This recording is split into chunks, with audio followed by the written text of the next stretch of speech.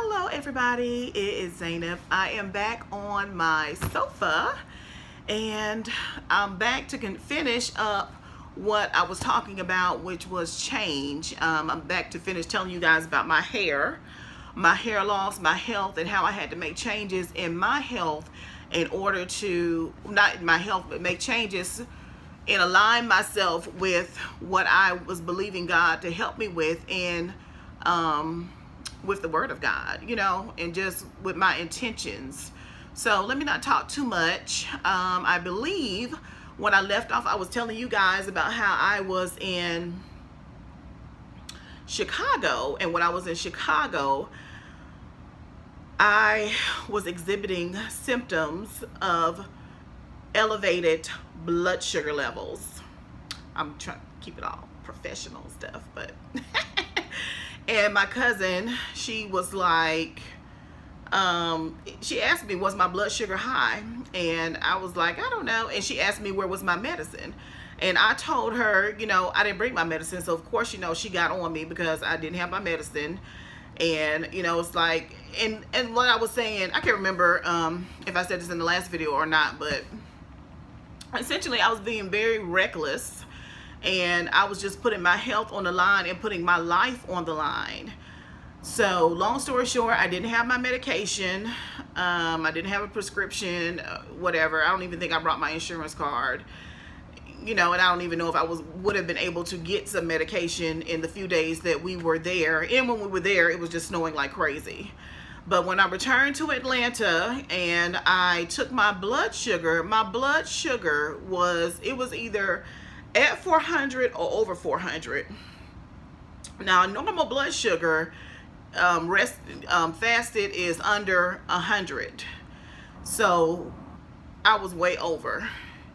And I was trying to, of course, now I'm kind of like in a panic, and I'm trying to take my medication to get my blood sugar back down, to get my blood sugar back regulated. But, you know, it was kind of like a little bit too little, too late.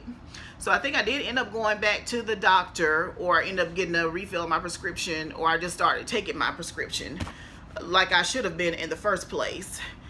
And actually, I don't think that immediately I went into action. I think I kind of was doing a little bit of this, a little bit of that, to be like, okay, you know, I know what to do. I just haven't been doing it. And the crazy thing is, I can remember every time I would go to my physician, because I would have to go every 3 months, and she would say, you know, it's almost like, I don't even know what to tell you. I've given you the medication, I've given you meal plans, I've given you this, I've given you that, but you just won't do right. Essentially, you know, I wouldn't take the medication, you know, most of the time I'd eat right, but then other times I wouldn't. But I mean, with me not taking my medication, it was kind of like, ma'am, what are you doing? So I really did not get the epiphany. I can't even say epiphany, because it wasn't like it was information that I didn't know. I really just didn't get serious about my health, and that, you know, I needed to make changes until my hair fell out. So like I was saying, I had decided to get a relaxer, and I had gone to the salon, and I remember the stylist, and she was like, oh, you know, your hair is a little thin up here, so, you know, we're just gonna leave this part natural, we're not gonna relax it or whatever. So, you know, I'm like, whatever. But I don't even think I looked at that moment, but I think when I looked in my hair, because the way she had it styled, I mean, she was excellent. You couldn't tell that a sister was really just about bald at the top of her head, honestly. And so I was like, wow, you know what? My hair is very, very, very thin. And I know that, you know, people that are diabetic and blood sugar is out of control, that is something that can happen, is that you can lose your hair. And I was thinking about it, and I was like, you know, this probably says that I'm a bit vain, because when I was using the restroom all night and all the whatever various other symptoms I had, I wasn't that concerned. But when my hair fell out, oh, I got really, really concerned. So anyway, I ended up, you know, just deciding to cut the relax off, because it really was just, no, it was a mess. But anyway, and I mean, my hair wasn't there, and I was like, okay, I just need to cut my hair off, and I need to start doing the right thing. So long story short, I started making changes, little changes, but consistent changes. So I started eating right. I cut out the carbs because carbs are not good for people that have blood sugar issues because they turn into sugar. And so I was faithful on that, and I began to see some changes. I began to lose weight. I could tell with the frequency of me having to urinate was reduced. And after that, then I started walking, and I used to sit at my desk and play games on my phone or do whatever I wanted to do, but then I was like, you know what, the better use of my time would be to start incorporating some walking in, because for me, I know that if I do it while I'm at work, because I have to go to work, most days, at least for the most part, I go to work 5 days a week. So that's 5 days a week of getting some exercise in. And that's a recommendation that my doctor had given me many, many years ago, was just to get 30 minutes of exercise 5 days a week. And so I made a decision to do that. And I started walking with a couple of ladies at my job. And they would take a route. They had a lot of hills in it. And I used to complain before. And I'm like, let's just take the flat route. I don't want to do the hills or whatever. But I stuck with it, and I started to lose weight. I mean, even if you watch my videos from when I started posting, you can tell that my face is coming down. So I've been losing weight. My blood sugar, like I said, my blood sugar was like at 400. And the last time I took my blood sugar, it was like 130 something, 140. So you see, just with making small, consistent steps, I'm making progress. I'm moving in the direction that I want to be in. I'm moving to the goal that I said a long time ago that I wanted to reach, but my actions weren't lining up with the goal that I set for myself. And, I know some people might look and say, well, you're still overweight. I'm like, yeah, I'm still overweight. And guess what? It took a long time for me to get to this weight. And so that's a tip for you to say, when there's something that you need to change and there's a big goal, make bite-sized goals, make smaller goals, and start working on one at a time. And with exercise or with your health or with your finances or whatever, you're not going to be able to do everything all at once. You're going to have to take it piece by piece and step by step. And that's what I had to do. It was step by step. First, I made one change, and then I started to see progress with that change, and then I made another change, and then I started to see progress with that change, and then it's like, okay, let me make another change. And I'm seeing progress. And as somebody said before, even a little progress is still progress.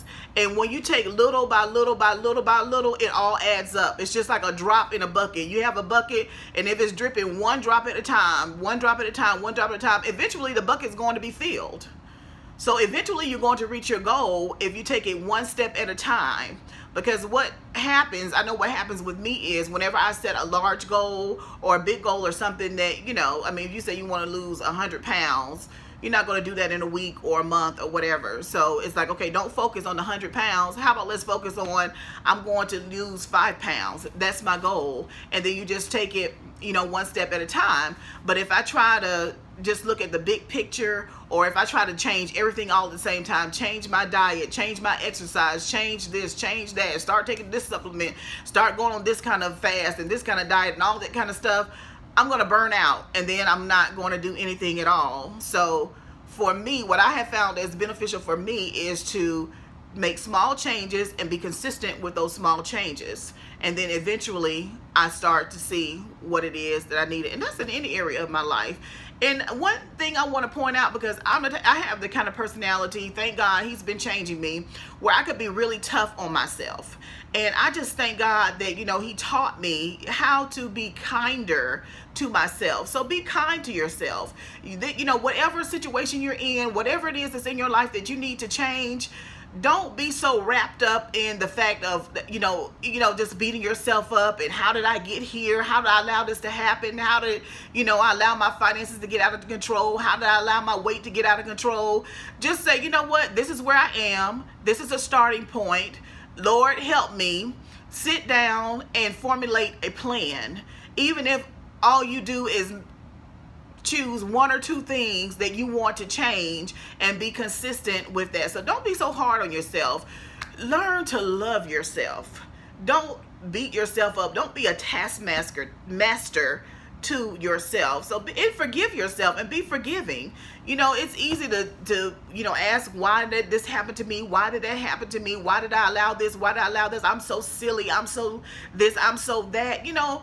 Not only be kind to yourself, but speak kindly of yourself. We always talk about, as Christians anyway, being gracious to other people, but sometimes we have to be gracious to ourselves, and we have to be loving to ourselves, because God is not beating you up. God is not, beating you about the head and bringing this thing up over and over again. He wants the best for you, and he wants you to be the best. So, oh, and as you can see, I have hair at the top of my head, because when I tell you guys I was bald, I was so bald, you can see my thoughts. I was bald, and it was like I had more scalp than hair. And I'm just thankful to God that, he just allowed me to be kind to myself. He allowed me to use some wisdom and helped me to formulate a plan on how I'm going to change what needs to be changed. And it lets me know that every time I reach a small milestone, every time I see progress, I know that I can do it. So that's all I want to say to you guys. I just want to finish up my story and let you guys know that whatever it is that you need to change, whatever it is that you may have allowed to get out of control, you can change it with God's help.